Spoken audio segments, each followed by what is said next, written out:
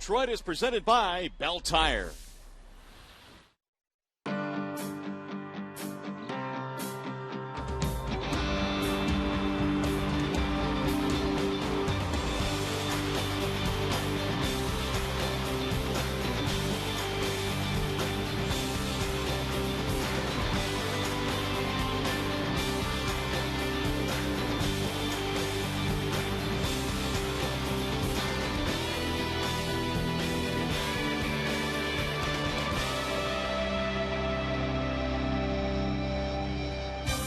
Tigers catcher Alex Avila has seemingly found another gear here in the month of August, batting .442 this month, and the Tiger backstop as well, doing it every single day behind the plate. It's another beautiful night for baseball here in downtown Detroit.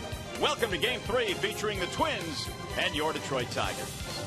Hi again, everyone. Welcome to Tigers Baseball. Mario and Pemba, glad to have you with us for the series finale here. Ron Allen joins us in a moment. You know, Justin Verlander was awesome last night, no doubt about that.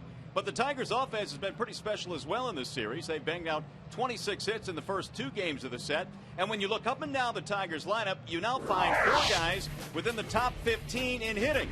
Miguel Cabrera, Victor Martinez, Johnny Peralta, they are all over 300. They are all in the top 10. But Alex Avila now has crept into the top 15, batting .299. He is 14th in the American League. And the Tigers as a whole are 3rd in the AL in hitting, and they hope to have that offense rolling again here tonight against Carl Pavano. Stay with us now. The lineup's first pitch right around the corner, but right now we go back to the Coliseum Studios. Here's Mickey York.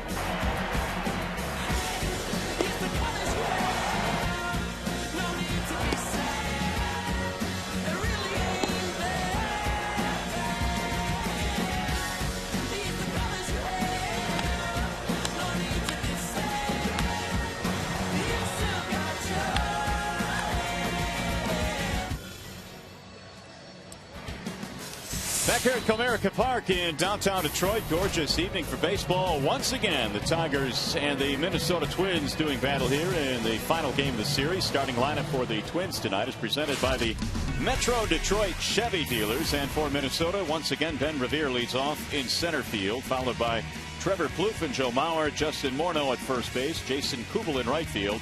Jim Thome back in the lineup, the DH, followed by Valencia, Tassoni, and Nishioka in their lineup. Here's the scouting report on Brad Penny. It is presented tonight by Ace Hardware. Well, Brad Penny's arm strength has finally come back. His fastballs have gotten up to 95, 96 miles an hour. And with that being said, now he needs to find that sinker, which allowed him to get a lot of ground balls earlier in the year. And Jeff Jones also said he'd like to see Brad throw a few more curveballs earlier in this ball game tonight. And so Penny ready to toe the slab in search of his 9th victory of the season. And he will face Ben Revere to lead things off. Revere, Plouffe, and Mauer here in the first for Minnesota.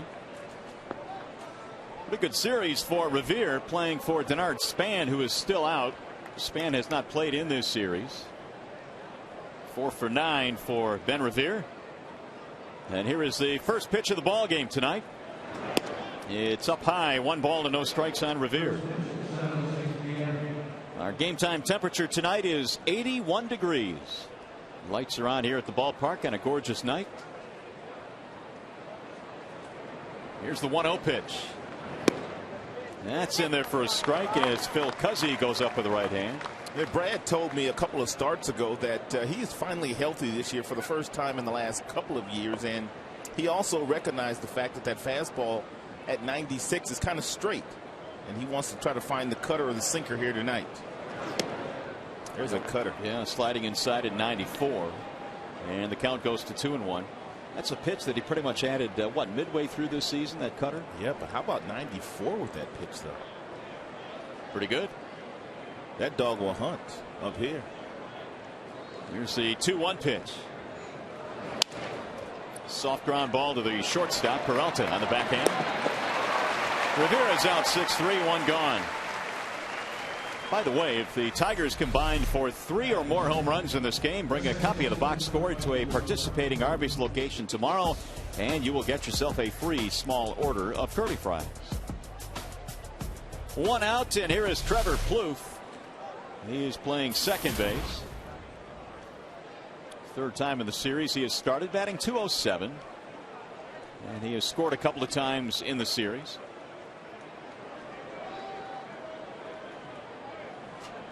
First pitch is outside from Brad Penny. Plouffe hasn't had a great series, but he's popped up a couple of times deep in the outfield. Just missed from hitting a couple of home runs in this series. He's got some pop in his bat. He's homered 5 times. He does indeed, and that's one thing they've pointed to, especially his numbers in the minor leagues. That's fouled back out of play. Look out, buddy. That missed you by, I don't know, a couple of feet. About 5 feet. Yeah. You still have those cat-like reflexes, though. 1 ball, 1 strike. Ron Gardenhire has just 2 righties in the lineup tonight. Plouffe is one of them. And a ball inside, 2-1. Kind of surprising because right-handers do much better against Brad than left-handers do. Left-handers are hitting .339 this year against Penny. Left-handers only at .250. Now the 2-1 pitch. That's popped up right side of the infield. Santiago calling everybody off. And there are 2 gone. Let's take a look at the Tigers defensively. It's presented by Beaumont Health System. Dirks is in center field. You may remember last night Jackson was trying to score on a ball that was hitting the infield, and he had to slide over the bat. And he told me his left hip is really sore today, so getting the night off, at least at the beginning of this game. Andy Dirks has done a fine job in his rookie campaign. And a fine fill-in for Austin Jackson. Here is Joe Mauer. I'd like to be a fly on the wall there with that conversation with Papa Grande. Papa Grande and anybody would be a fun conversation to be part of. He's a piece of work. He's Mauer, a good teammate. He is that. Mauer 2 out of 8 in the series. And he takes a ball. 1 ball, 1 strike. Mauer has admitted that he still does not feel 100%, nor does he expect to feel as normally as he has in past seasons until next year. Here's the 1-1 pitch. Right back to Penny. He knocks it down. Still may have a play. And he got him by a step. Nice play by Brad. A comebacker on a line drive. But Brad knocks it down and throws him out.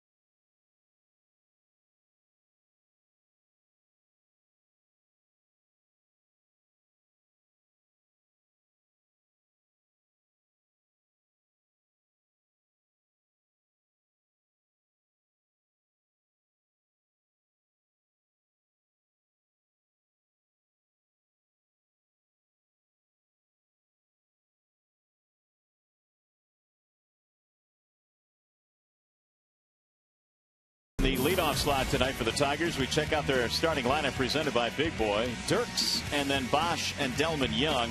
Cabrera cleaning up. Victor again the DH tonight. Avila again the catcher tonight. Peralta, Kelly, Santiago your bottom three for the Tigers. The Bernstein Advantage brings you the scouting report on Carl Pavano. Get the Bernstein Advantage. We go to bat for you.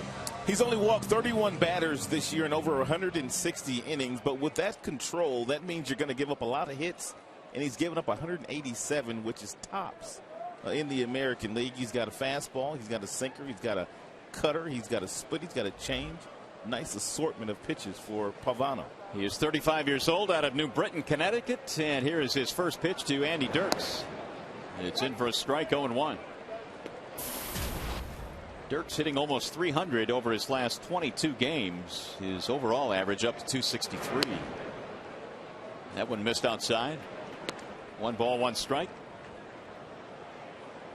Dirks has also proved to be a very good defensive outfielder as well, as we start to see him play more and more. That's fouled back out of play. Really, we hadn't seen him play at all until we saw him in spring training this year. He really opened the eyes of Jim Leland in spring training. When we finally got down there and started doing some telecasts, Andy Dirks was a favorite of Leland's, and he lasted all the way up until the last week of spring training. Out of nowhere. Got him, strike 3, and Pavano has his first strikeout. That's what Pavano will do early in games. He will pitch inside. Let's take a look at the Minnesota Twins defensive alignment presented by Tim Hortons. Tosoni, Revere, Kubel in the outfield, Valencia, Nishioka, Plouffe, Morneau in the infield, and Joe Mauer is the catcher here tonight. It's that little cutter. Good movement on that pitch. Actually, that's a swing back fastball, but he will go inside when there's no one on base. But when there's runners on the base paths, he stays away from the hitters. Strike 1 on Bosch, who last night snapped an 0 for 15 with a 2-base hit in the ballgame. He comes in 2 out of 10 against Pavano career, but one of those hits was a homer. And Lloyd McClendon had Brennan Bosch out taking some extra batting practice today. Lloyd said he was a little bit too quick, a little bit too antsy yesterday, getting the start for the first time in about 4 or 5 days, nursing that sore thumb. Pavano is one of those guys that you have to have a really slow approach against. If you try to be the aggressor against him, you're not going to have a good day. He's behind in the count, 2-1. And here is Pavano's 2-1 pitch. It's outside. 3 balls and 1 strike.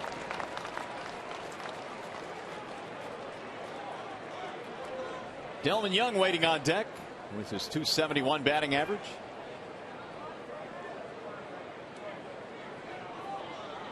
Here's the 3-1 pitch. Lifted back out of play. 3-2 on Bosch. And here's that home run you were talking about that he hit off Carl Pavano. In July at Target Field.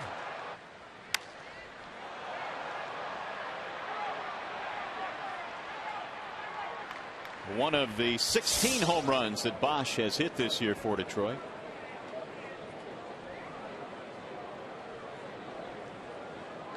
And the 3-2 pitch. He missed it just outside and low. Ball 4. Tigers have their first base runner.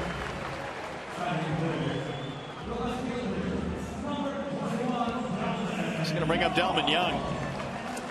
Bosch does have the ability to steal. The Tigers do not have many people in their lineup tonight that can steal a base, but Pavano doesn't do a nice job of not allowing the base runners to get good jumps while he's out there. With Jackson out of the lineup tonight, Bosch is the leader among the starting 9 in steals with 5. Ball 1 to Delmon Young.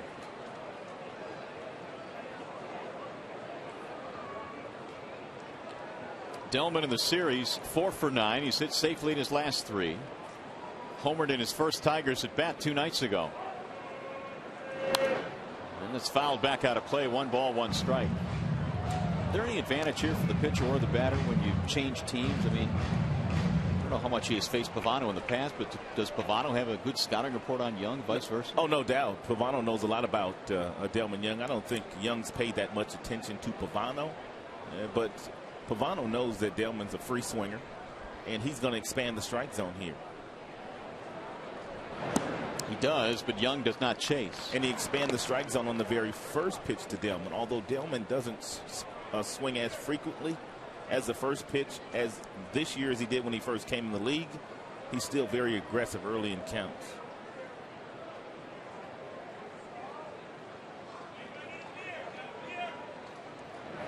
Swing and a miss. So it's 2-2 now. Delmon Young. Young is 3 for 5 career against Pavano. Bosch aboard on the 1-out walk.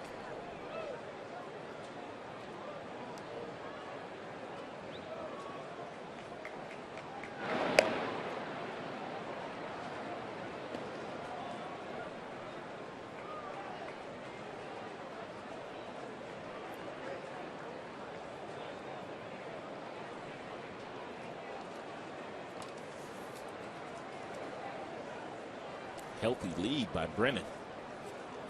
And the 2-2. Driven in the air to center field. Rivera's on the run. Still going back. He makes a basket catch up against the wall. Ben Revere with a spectacular play in center field at the 420 marker. And he ran a long way to get there. What a play. When Tigers fans are clapping, you know it was a special play. Look at where he took off from, and look how much real estate he had to cover to make this spectacular catch. The only thing that kept that in the ballpark, obviously, is that 420 sign straight away center field. What a catch by Revere. You won't see many catches better than that. He likes it himself. Willie Mays like on that play. 2 gone. Delmon Young's got to be thinking, man. Welcome to Comerica Park. Exactly. Cabrera pops it up shallow right. Plouffe is back out there, and he makes the play in front of Kubel. Their outfielders really haven't taken charge in this series. Heading over, Tigers strand a man.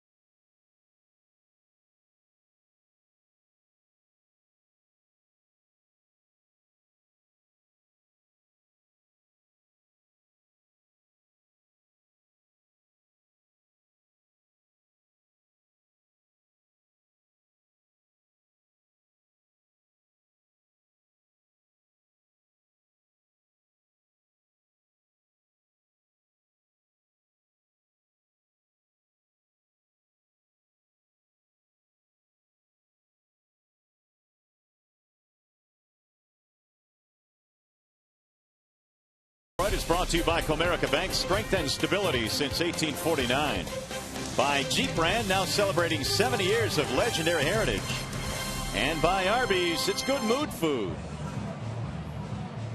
Back here on a nice night here in downtown Detroit. Comerica Park, the scene as we go to the top of the second. And Minnesota and the Tigers are scoreless in this one. Justin Morneau will lead it off, then Jason Kubel and Jim Thome. Three more lefties here facing Brad Penny, who threw just 11 pitches to get a 1-2-3 first inning.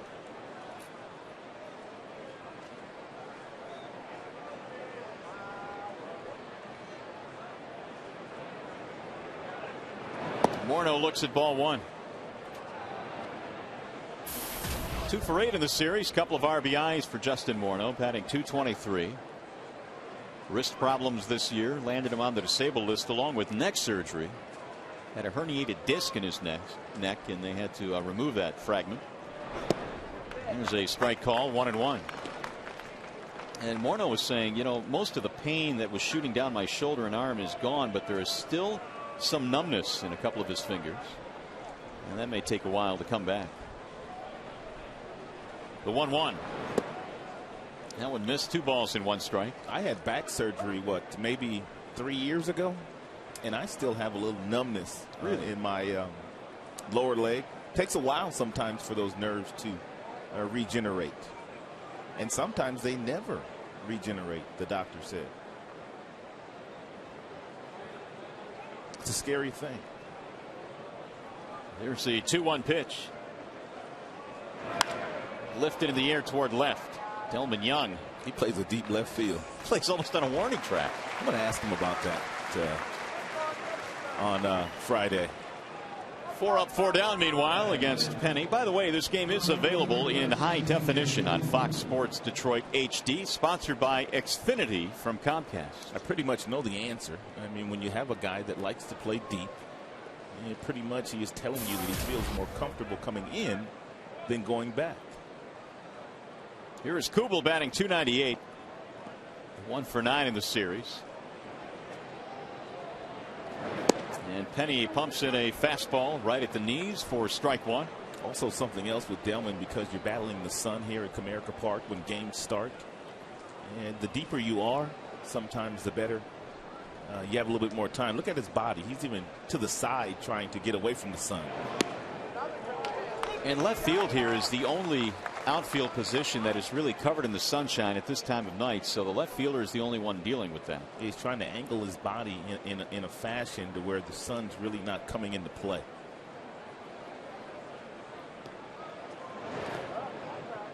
One and 2 on Kubel.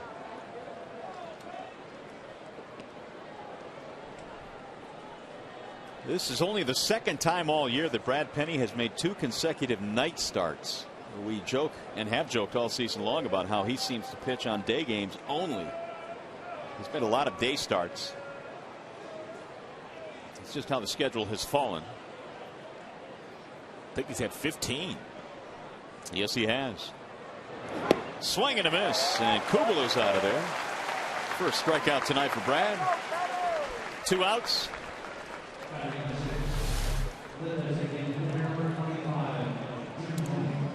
Sure what that was. It's a cutter. Take another look at it. Exactly. A little cutter that kind of stayed up. Kubel swung right over the top of it. Here are the splits. 15 day starts, 8 night starts. He's facing Jim Thome now with 2 outs.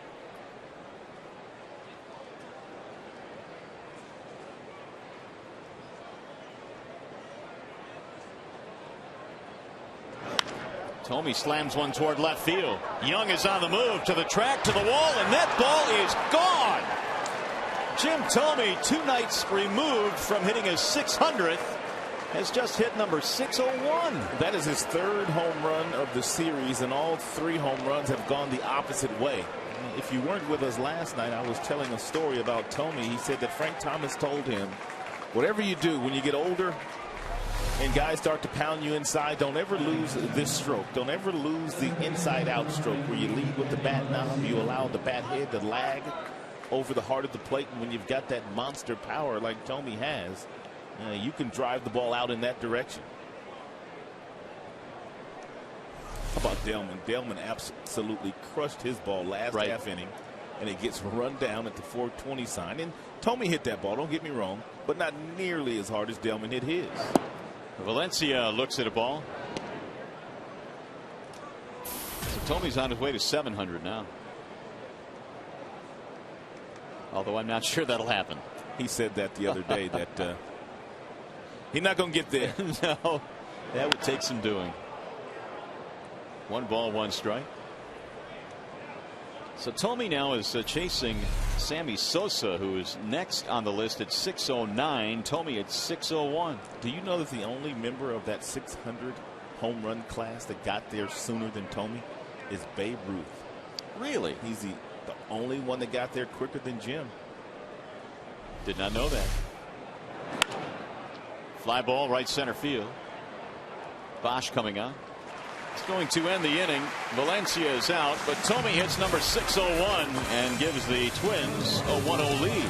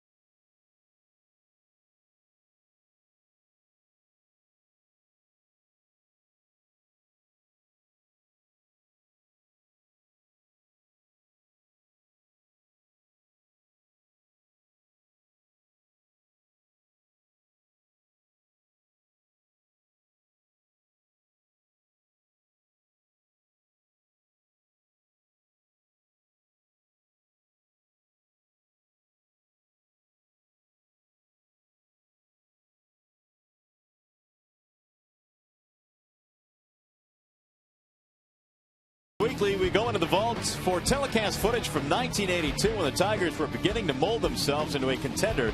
The episode includes a recent interview with former play-by-play man Larry Adderley and a conversation with Ted Giannoulis, the famous chicken, who made an appearance that season at Tigers Stadium. Tigers Weekly 1982 time capsule, Friday at 6 p.m. here on Fox Sports Detroit.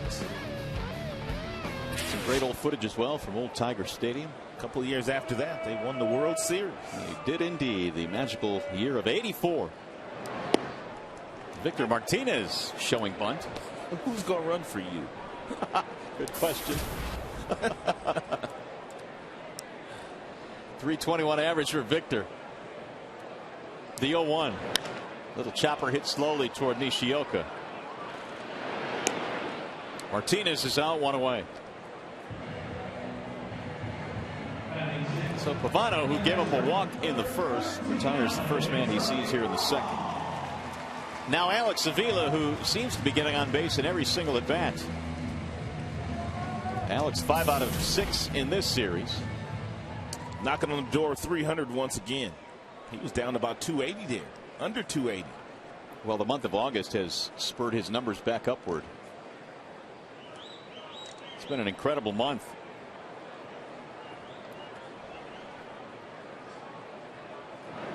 Isn't this the time of year where guys start to wear down?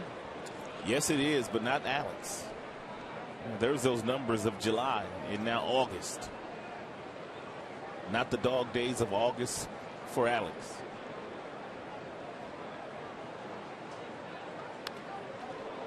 No balls, 2 strikes. When you start talking about the most demanding position on the field, he plays it. But yet, getting it done. Tremendous season.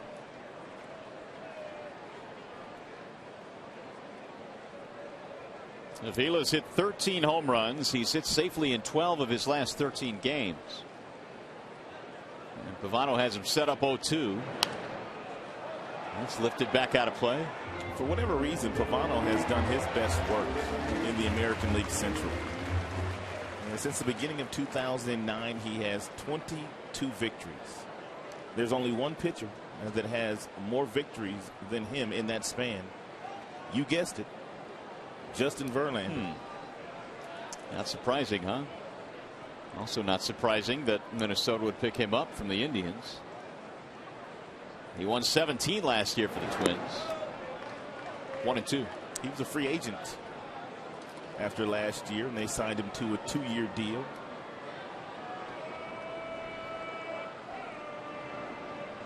Pavano has made 7 starts here at Comerica Park against the Tigers in his career. He's won 4 of them. He has a 1-0 lead tonight on the Thome home run.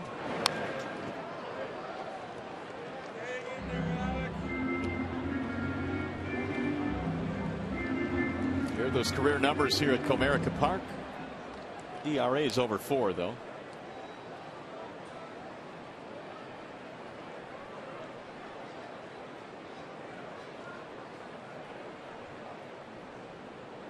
One and 2 on Alex Avila. Fouled off again. Pavano was originally selected by the Boston Red Sox. That was way back in 1994. He was a high school player. And traded to Montreal. Montreal in that deal gave up Pedro Martinez. And boy, he signed a big contract after he got to the Red Sox. Here's the 1-2. 2 balls and 2 strikes. Pavano was a huge prospect in their organization. Hard thrower. He was 96, 97 when he was younger. Had a lot of injuries when he signed that free agent contract to pitch for the New York Yankees. He did not get on the mound very often for them. Ground ball right side, base hit for Avila. What a great at-bat. It was an 8-pitch at-bat. And he's aboard. By the way, you can vote for your Tigers McDonald's Player of the Game, presented by the Quarter Pounder with Cheese. Using your cell phone, text Tigers followed by a space in the player's uniform number to 37338, or you can vote online at foxsportsdetroit.com. He threw everything up there but the kitchen sink at the youngster Avila. He's seen the ball real well right now. Here's Johnny Peralta. A couple of hits in the ball game last night, and he looks at ball 1. Jim Leland was having some fun during batting practice today with Alex's dad, who was down watching BP today, and Jim was joking, "Where you been? The whole month of July we didn't see you." And now all of a sudden we got him straight again. He's swinging the bat well, and here you are. Get out of here, he told him. I can vouch for Al. We've seen him plenty all season long. So you don't talk to the assistant general manager like that. They were having some fun. Al's got to be just ecstatic over the year his son has had, an all-star this season. Meanwhile, it's 2-0 on Peralta. It's fouled away, 2-1. Best part of my day, obviously, broadcasting these big league games for a really good team. But second to that, coming to the ballpark, hanging out around the cage. You hear a lot of stuff. You see a lot of stuff. Some of it I can tell you, but most of it I can't. Just not repeatable, is it? It's not repeatable, but it's a lot of fun down there, though. 2-1. Swing and a miss. 2 balls, 2 strikes on Johnny.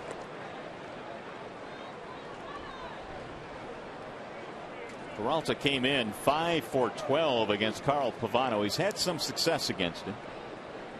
Tigers have that tying run at first base with 1 out.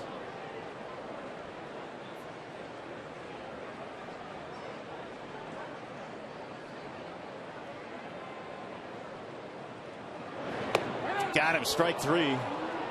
Breaking ball inside part of the plate. Second strikeout for Pavano. Yeah, he came through the front door with that breaking ball, and he froze Peralta, and it caught the inside corner. Maurer wanted it away, had to reach back for it. A lot of times when you see the catcher reach back over the heart of the plate, that ball gets drilled. That thing didn't do nothing. Here's Don Kelly.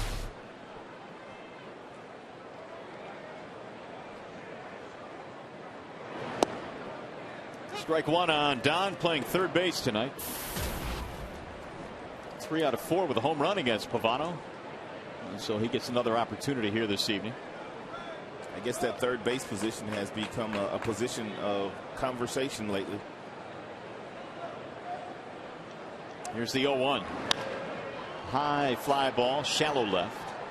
Tassone is under it, and that will end the inning. It certainly has become a big conversation. We'll talk about it in a bit.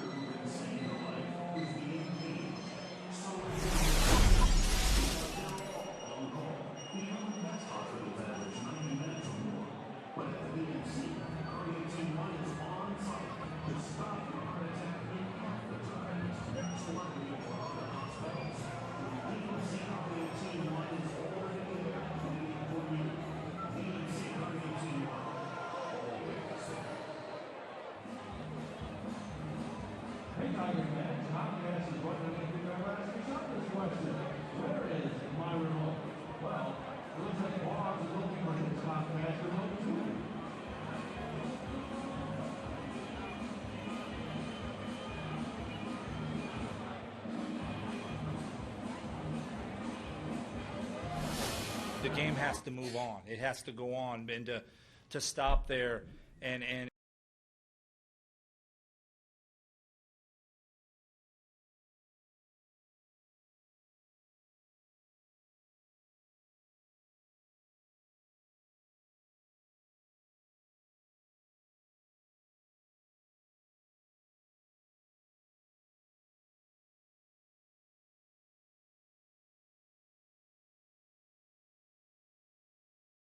it has to go on, and to stop there and cherish that moment. You know, you have a visiting in the visiting park, they give you a standing ovation. Is really cool, you know, and you know, throughout the years there's been a little bit of heckling here, you know, through the years, and for good. I mean, it's all for the good, but to watch them stand up and cheer was very, very special.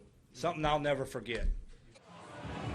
And that's why Jim Thome is so well liked around baseball. He is a very humble individual that has accomplished, obviously, a lot of things in his career, Rod, but he gave the Tiger fans a little credit the other night. And the reason why Tigers fans have heckled over the years is because he's hit 66 home runs against them.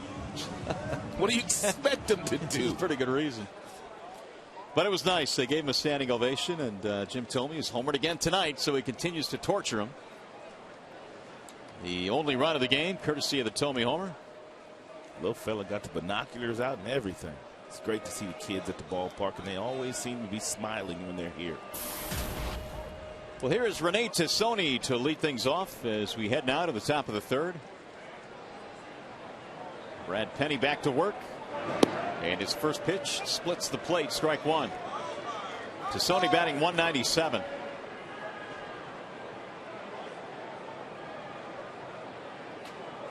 Oh for 3 in the series. Breaking ball chopped to short. Peralta throws him out, 1 away. Brad has an outstanding breaking ball, and Jeff Jones has encouraged him into throwing that pitch a little bit more often. Get yourself some easy outs early in counts.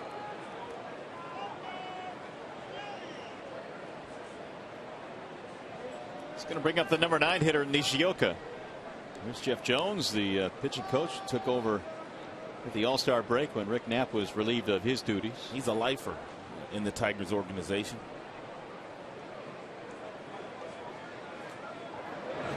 Nishioka looks at a strike. Another 95-mile-an-hour fastball, and that one placed on the outer black. Nishioka has not picked up a hit in the series yet, 0 for 7.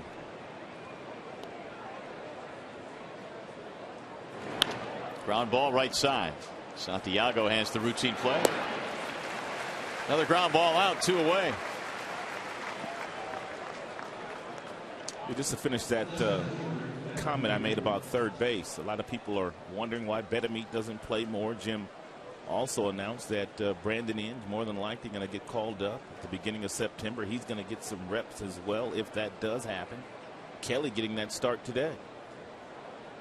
And he was specifically asked about Betemit today, and he said that he just feels that Wilson is a much better player when he's not in there every single day. There's ball one to Ben Revere. So he's picked his spots with Wilson, but Betemit certainly has taken advantage of his chances. Oh, no doubt. When he does get an opportunity, he hits. Revere is 0 for 1 with a ground out. Breaking ball is a dandy. 1-1. Well, with Delman Young being traded here to Detroit, seemingly you would think that it might open up some playing time next year for this young man, Revere, who I think has impressed. He made a whale of a catch against Young earlier in this game. He's got a lot of speed. A lot like Denard Span a few years ago when they had a very crowded outfield with Young and Carlos Gomez and Kubel. And they ended up moving Gomez, which opened the door for Denard Span. Denard earlier this year battling concussion symptoms. He has not played in this series. He was scheduled to start in game one, but they scratched him out of the lineup, and he hadn't played since. 1-2 on Revere. And they are certainly missing Denard Span. Look at those numbers against Tigers pitch.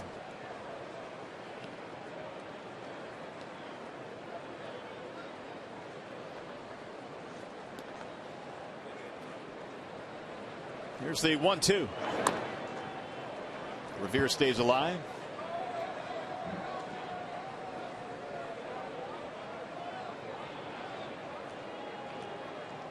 Jim Thome's home run has given the Twins the lead. That came back in the second.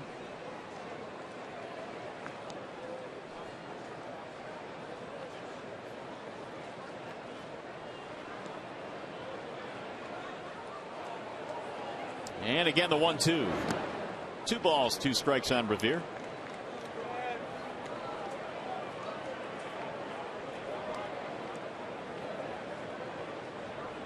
Tigers, after this series is completed, will have the Cleveland Indians coming to town after an off day tomorrow. Tigers have another one of those long stretches after tomorrow's off day.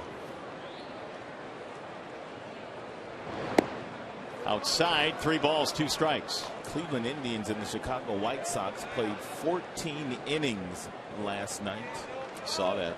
And remember, Cleveland played 14 innings against the Tigers just last week as well. So they're pitching.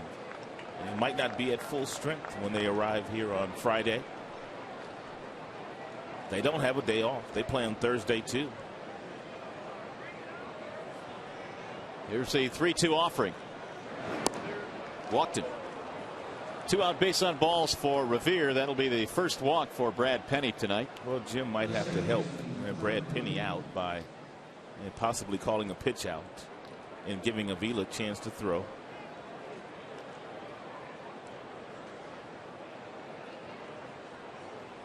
.21 swipes for Revere. Jim has flashed some signs to Avila.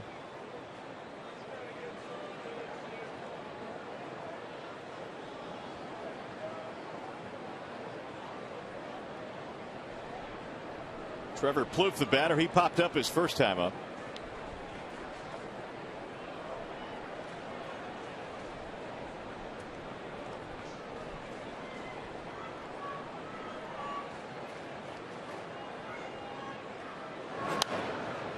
Fouled back out of play. We're talking about Plouffe's power potential and how they think that at the big league level he could turn out to be a pretty good power source. He hit 15 down at AAA this year. He's got a quick bat. Former first round pick. Revere edging off the bag at first. Breaking ball, line to left. It's a base hit.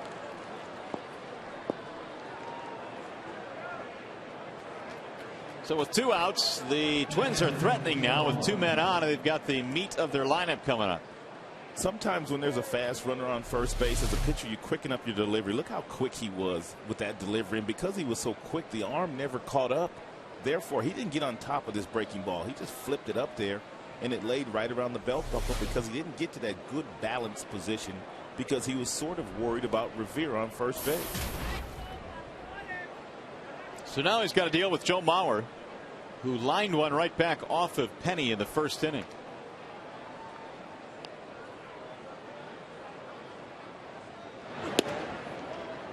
Strike one on Mauer on the inside part of the plate. He takes the first pitch just about every single plate appearance. There are times when he will try to ambush you with that first pitch, but by and large, he is not in a hurry when he's stepping in that batter's box. Which I guess is a sign of a guy that's not afraid to hit behind in the count. Nope, not at all. He's got that patented inside-out stroke. He'll drive the ball the opposite way with the best left-handers in the game. And really, that's all he wants to do.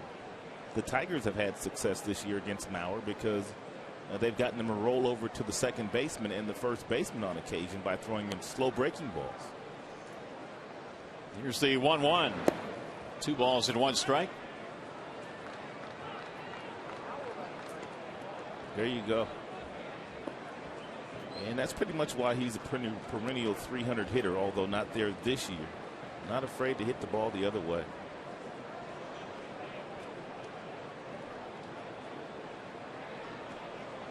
Well, Penny retired the first 2 batters on just 4 pitches. And then he ended up walking Revere and has given up a single to Plouffe.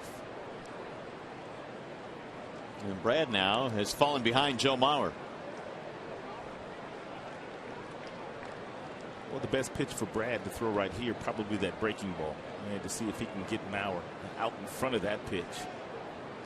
Because if he throws him a fastball for a strike, he's going to hit it hard somewhere. Bouncing ball to third. Kelly gloves it there, and they get the force at second barely. Inning over. Twins threaten. They leave a couple. 2.5 in the books tonight at Comerica Park. Still 1-0 Twins.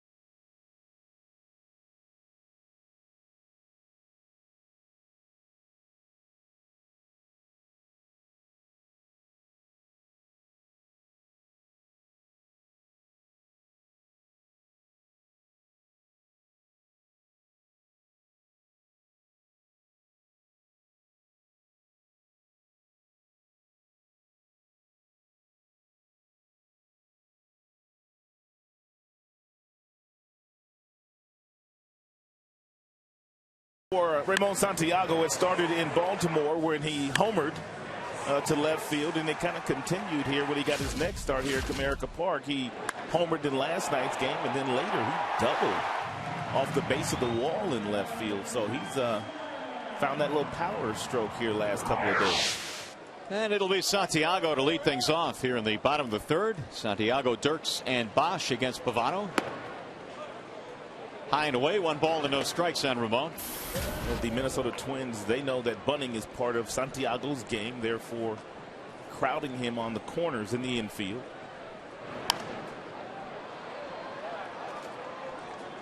One ball and 1 strike. Santiago is another one of those Tigers that has pretty good numbers against Pavano. 4 for 9. Seems like most of the guys that have good numbers against him are the table setter kind of guys, the guys that don't overswing. Missed it away. 2-1. Guys willing to allow the ball to get deep in the strike zone and take a base hit the opposite way.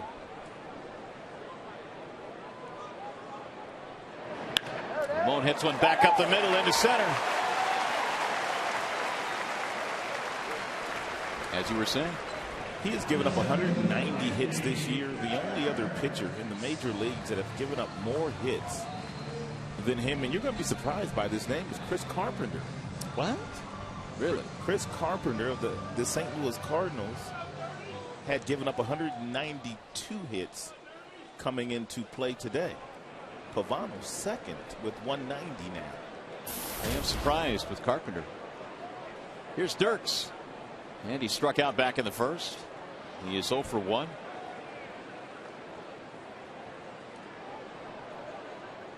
It's a good combination here. If Jim wants to do something, he could put the bunt sign on with Dirks, or he can simply put a hit and run on. Gene Lamont going through some signs. They don't have a lot of speed at their disposal in this lineup.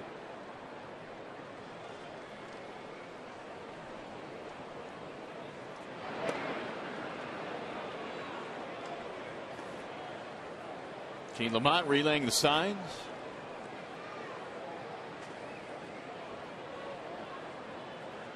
Dirks had that 4-hit game against the Orioles on Friday, establishing a career high. He pops this one up in the air to shallow left. To Stoney charging.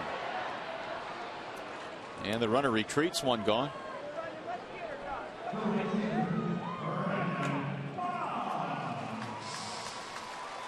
That'll bring up Bosch.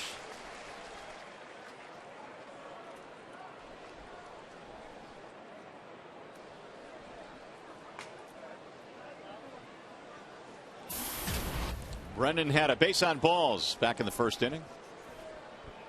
Batting .283.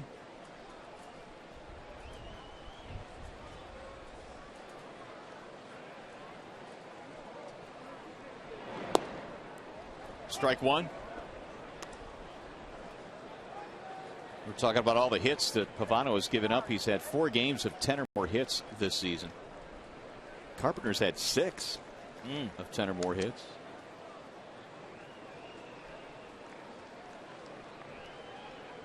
He wants a ground ball here from Bosch with 1 on, 1 out. The 0-1. Rolled foul, first base side, 0-2. Jim Thome's homer made it 1-0 Minnesota. That happened in the second inning, and that has held up so far.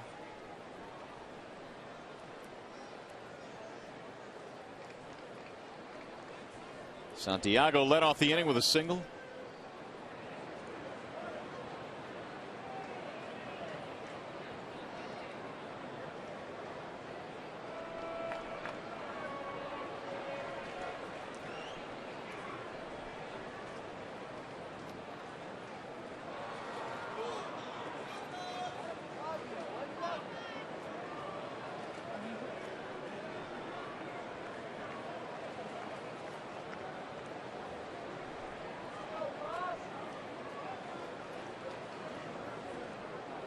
Mauer flashing the signals, and the 0-2 outside, 1 ball, 2 strikes.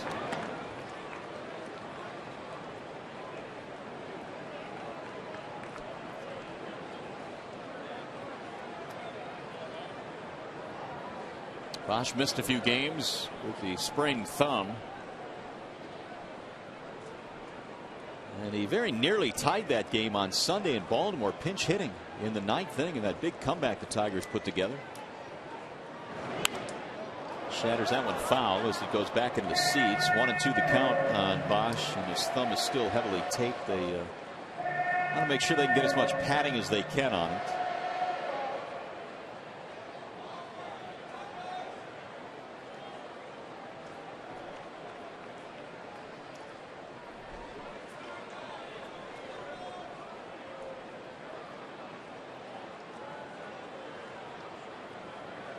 Santiago, big lead. He'll draw a throw. It's been 20 stolen bases against Pavano this year, and when he has been on the mound, including 8 steals in his last 4 starts. So opposing teams have been running at will against him.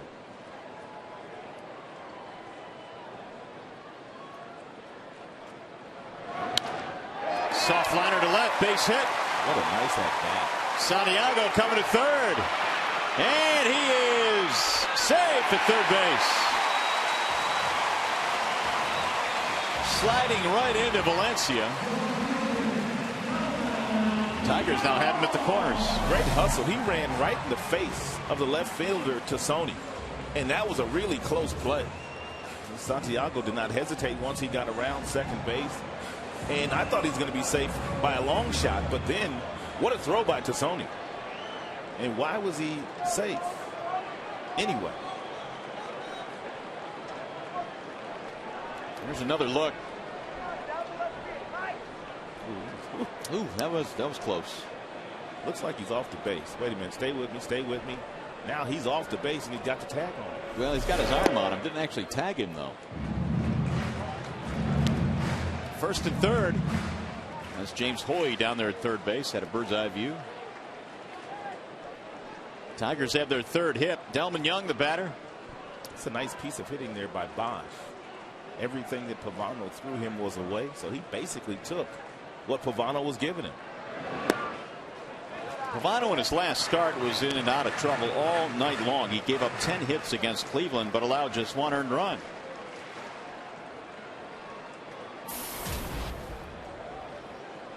I think he locked up with Masterson. They had a really nice pitching duel.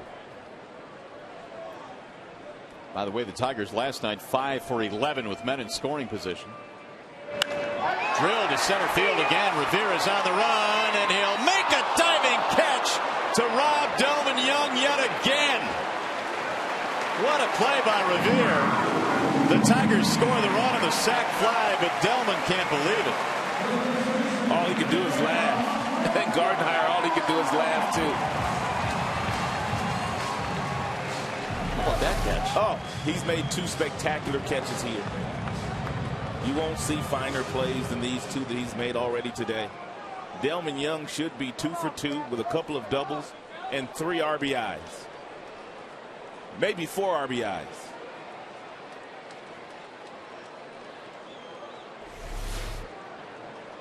So it's a 1-1 ball game. A run in, 2 gone now, and Cabrera stands in. Another spectacular play by Ben Revere.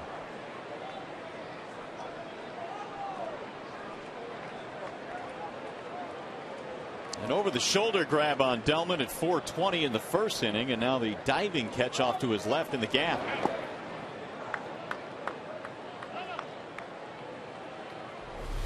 He's off at the crack of the bat. He takes a direct route. He leaves his feet.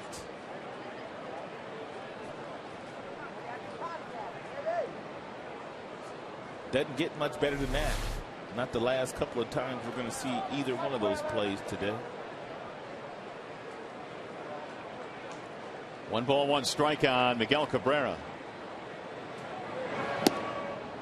There's a strike called on the outer edge, 1-2. Miguel popped up to the second baseman his first time up. Tigers have tied it up on the sac fly by Delman Young. Let's see what Miguel does here with his front foot with 2 strikes. A lot of times against guys that don't throw very hard, Miguel doesn't pick that front foot up. He just lifts the heel up and then relies on the bat speed and the quickness he has in his hand to do the job for him.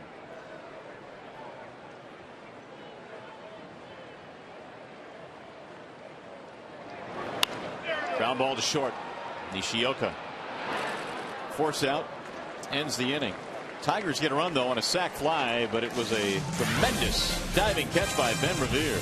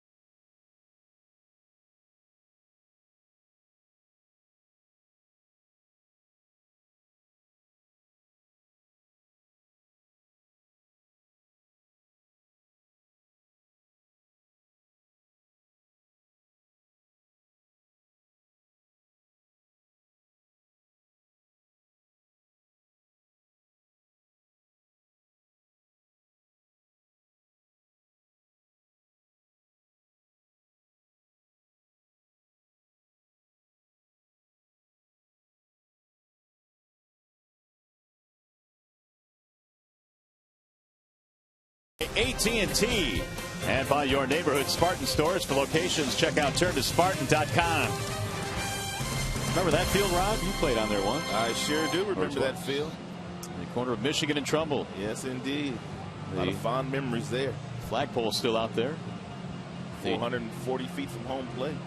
Tigers and Twins at 1-1 as we go to the fourth inning.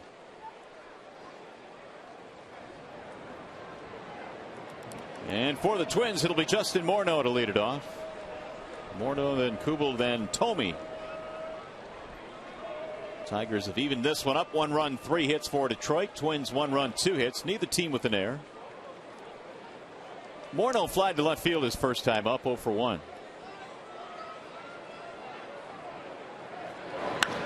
And he slams the first pitch into shallow left field. Delman Young just not going to get there. And it's going to loop in for a single. And Morneau has his first hit. Twins now have their third of the night.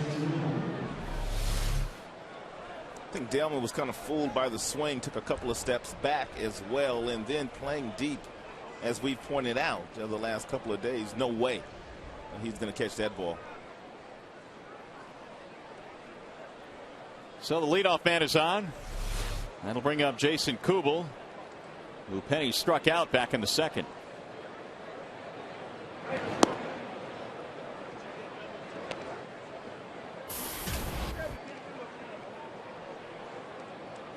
.297 this year for Kubel, who himself spent some time on the DL with a sprained foot.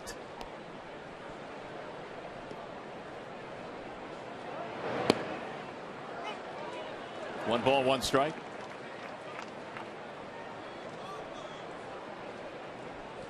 Twins are still without Michael Kadire, who I don't know, but he may end up on the DL. He's still not getting any better with that strained neck. He has missed 6 straight games now. Here's the 1-1. 2 balls and 1 strike. So if it's not this guy, it's that guy. If it's not that guy, it's the other guy. Somebody's always out. They've had a very difficult year as far as all the injuries they've had to try to play through. And it's shown up in their record. And the 2-1. 3 balls, 1 strike. When the season began, it was supposed to be the White Sox, the Tigers, and the Minnesota Twins battling for the division as they have the last number of years. But Cleveland, they didn't get that memo. They've had other plans. Yeah, they crashed the party. They sure did.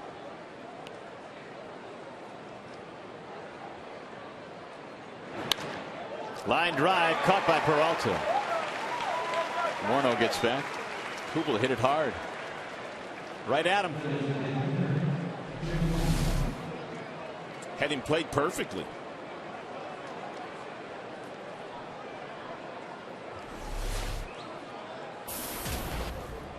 Here is Thome.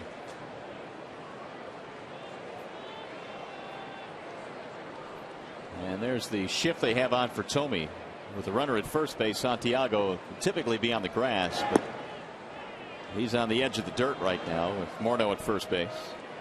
You know what some managers have started to do against guys like Thome is they take the third baseman and they move him over into shallow right field, and they leave the shortstop at the shortstop position. And the reason why they do it is they feel like when you move the shortstop on the other side of the bag, he's not necessarily comfortable.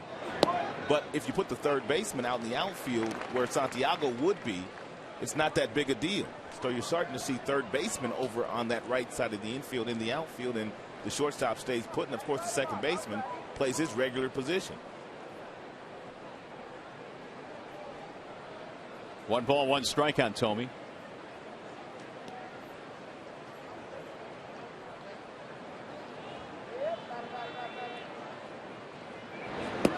The bender misses outside. Thome hit his 300th home run with the Indians, his 400th with the Phillies, his 500th with the White Sox, and of course his 600th with the Minnesota Twins. Equal opportunity. He's spreading it around, that's for sure. He's been a great teammate. He really has been a great teammate for 5 different teams. Outside. 3-1.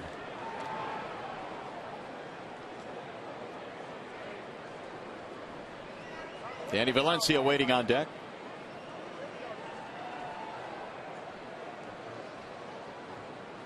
Tomey's also hit 17 of his home runs here at Comerica Park. So not even this big ballpark can hold him. 3-1 pitch is swung out and missed. 3-2 on Tomey. I told you the last time he homered here, his first time up, that only Babe Ruth got to number 600 quicker than Jim Tomey. And surprisingly, he's only made 5 All-Star teams in his career.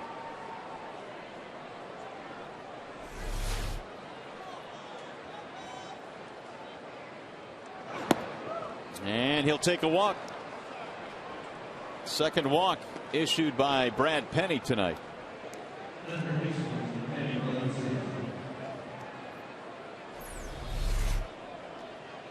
How about those notable home runs? His first ever homer was back in 1991. Steve Farr gave it up. Number 100, Bobby Witt, and then on through the years. Of course, Daniel Schlereth is on that list now for number 600.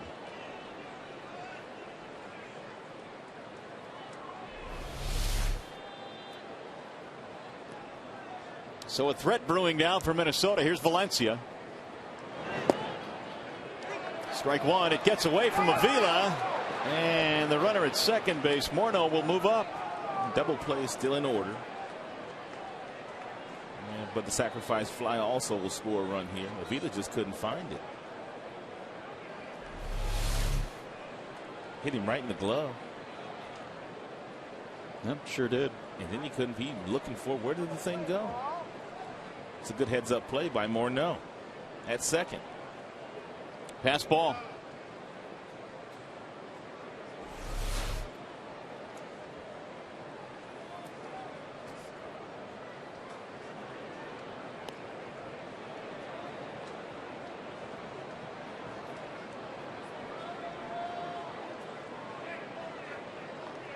Valencia has grounded into 13 double plays, which is the second most on their club, behind Michael Kadire.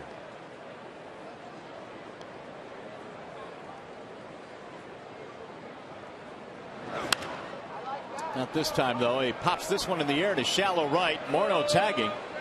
Bosch catching, and Morneau will hold. Not deep enough to score the run. 2 gone.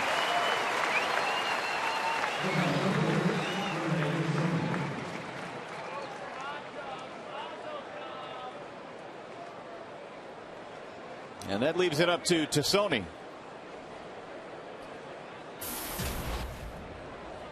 who bounced out back in the 3rd inning, his first time up. 0 for 4 now in the series for Rene Tassoni, a native Canadian.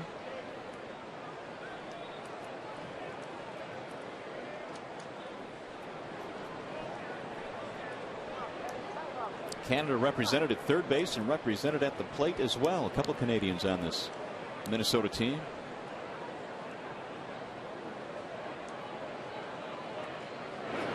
Ball 1 outside.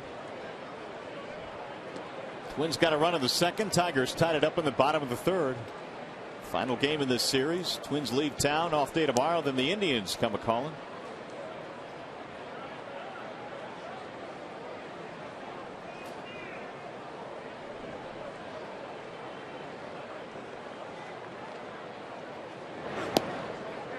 There's a strike called. 1-1. Minnesota last year under Ron Gardenhire won 94 games. They won the Central by 6 over the Chicago White Sox. They won a lot of games at home last year, 53 and 28 their home record at Target Field. Many thought they would lose that home field advantage when the Metrodome went by the wayside.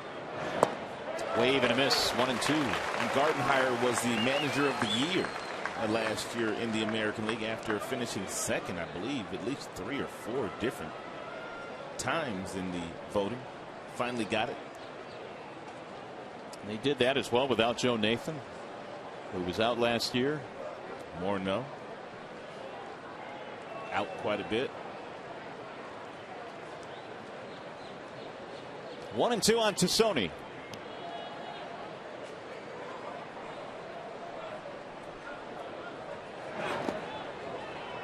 Another breaking ball that Avila has to go down and smother. 2 balls, 2 strikes.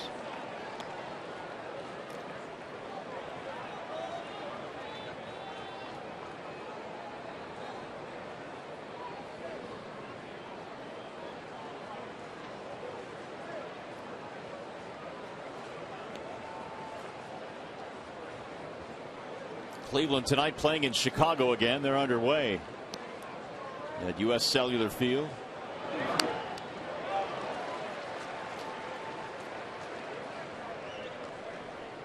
In fact, the White Sox, with their extra inning win last night, just a half game out of second place now. So things really up for grabs. The White Sox have finally gotten over 500. They are 61-60. How many games is it going to take to win this division? That's a really good question. I mean, you may do it, I don't know, anywhere between 82 and 85. Who knows? Yeah.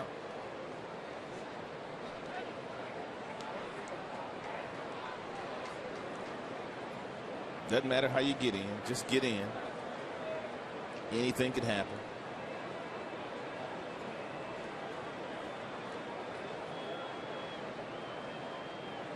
And the 2-2 inside. 3 balls, 2 strikes on Rene Tassoni. When Brad reaches back to get that 96-mile-per-hour fastball, he doesn't command it very well.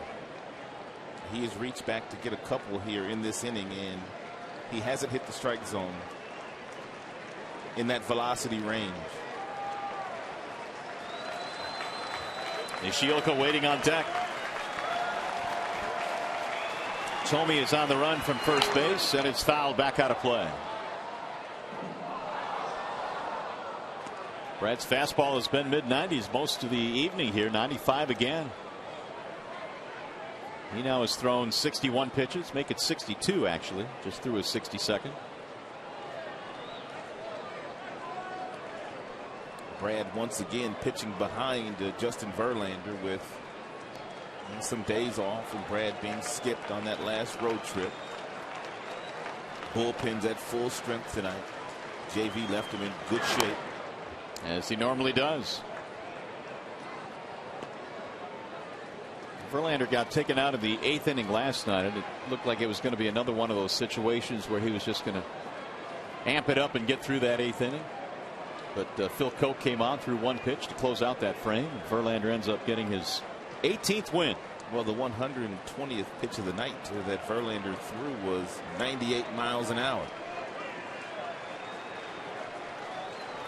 I guess you can't reach back much farther than that. No. 3-2 pitch. Rolled foul again. Jim Leland, though, was quite clear today, saying that there's no doubt Verlander has been spectacular this year, but we need some more consistency beyond him. They just need to start pitching better. And the other spots in the rotation. Rick Porcello has struggled in his last couple starts. That's low, and that's going to load the bases now with 2 outs. 3rd walk for Penny. Hey fans, the pennant race is on. Place a deposit on 2012 Tigers season tickets and receive postseason priority for 2011. Call 313-471-BALL or visit Tigers.com. That's a pretty good deal. It's a really good deal. Deposit for 2012 on season tickets, and then you get priority for the postseason in 11. Well, Penny in a jam now with 2 outs. He's got the number 9 hitter, Nishioka, stepping in. This will be the 25th pitch in this half inning now for Brad. Nishioka is 0 for 1 with a bounce out. 1-1 game, but the Twins are threatening. Strike 1 on the outer edge. Nishioka not so sure. He is hitless in the series, 0 for 8. Pavano hoping for some help here.